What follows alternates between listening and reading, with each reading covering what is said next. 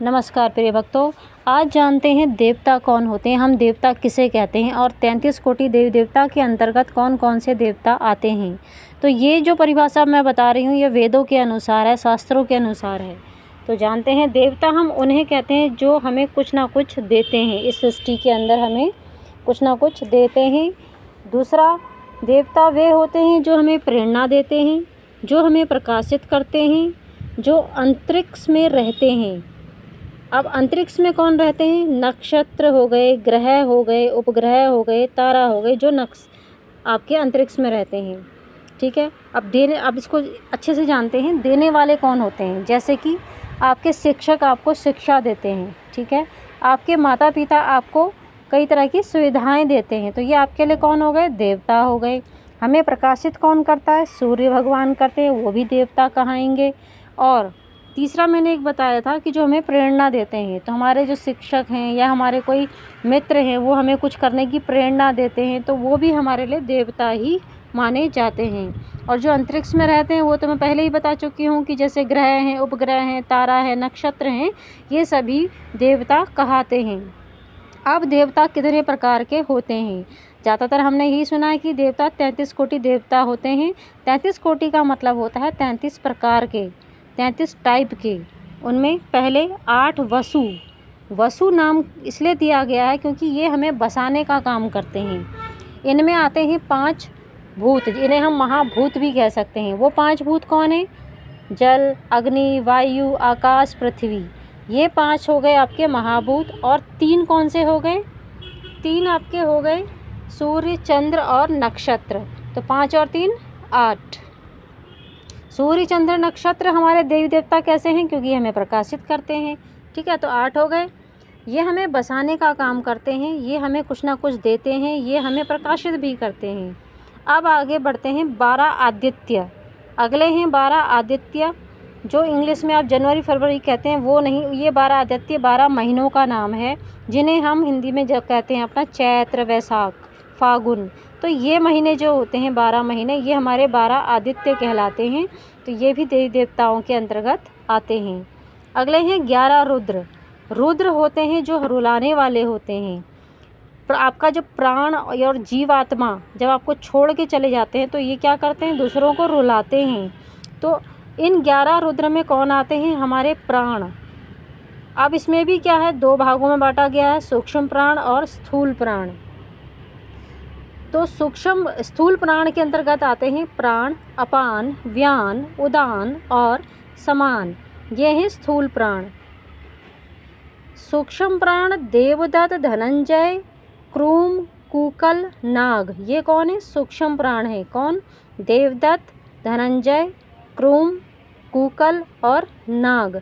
तो टोटल हो गए ये 11। ठीक है, कितने हो गए? 11। अगला आगे बढ़ते हैं। 32वां जो है वह है इंद्र, जिसे हम विद्युत बिजली भी कहते हैं। यह हमें संवत्सर या फिर ऋतुएं देते हैं। कौन? बिजली या विद्युत, जैसे आप इलेक्ट्रोमैग्नेटिक फील्ड भी कहते हो। तो वो 32वां नंबर है। 33वां कौन होता है? प्रजापति, जिसे हम यज्ञ भी कहते हैं। प्रजापति वो नहीं जो राजा महाराजा, ये हैं यज्ञ। ये तो हो गए 33 कोटि देवी देवता। ठीक है, अब 5 चेतन देवता भी हैं आपके जीवन में, इस सृष्टि में। कौन है? माता आपकी, आपके पिता, पति पत्नी एक साथ आ रहे हैं। ठीक है, पति के लिए पत्नी देवता, पत्नी के लिए पति देवता।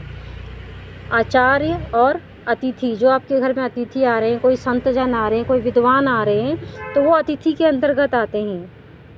आप अपने रिश्तेदारों को भी अतिथि के अंतर्गत ला सकते हैं, लेकिन असल में अतिथि वही होते हैं जो ज्ञानी विद्वान होते हैं, जो आपको कुछ ज्ञान दे के जाते हैं।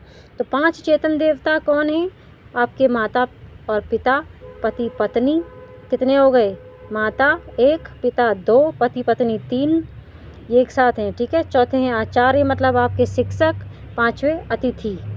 तो पत्नी के लिए पति देवता, पति के लिए पत्नी देवता। ठीक, तो 5 चेतन देवता आपके जीवन में होते हैं।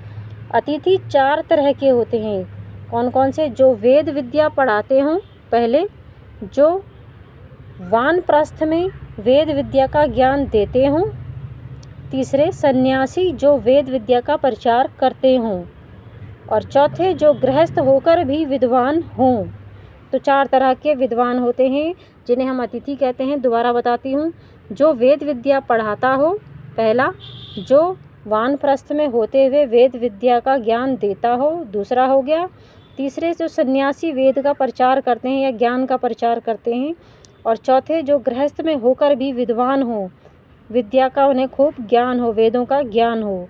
तो 4 तरह के अतिथि जिन्हें हम सत्कार देते हैं।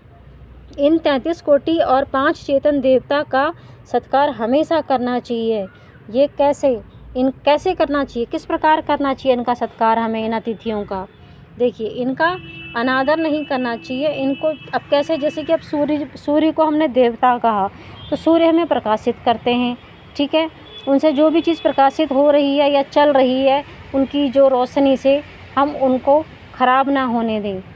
दूसरा, जैसे कि आपके घर में फ्रिज है, ठीक है, फ्रिज किससे चल रहा है? इलेक्ट्रोमैग्नेटिक वेव से चल रहे हैं, जैसे बिजली से चल रहे हैं। तो बिजली क्या है? देवता है, इंद्र के अंतर्गत आ गई। तो हमें उस इंस्ट्रूमेंट को ख़राब नहीं होने देना, ये हम उसको सत्कार दे रहे। कोई इसके आगे धूप दिया नहीं करना है, हमने उनको ख़राब नहीं होने देना है, उनको साफ़ सुथरा रखना है, चलते हुए उसमें रखना है। हमारी कोशिश ये होनी चाहिए, यही हमारा सत्कार होता है।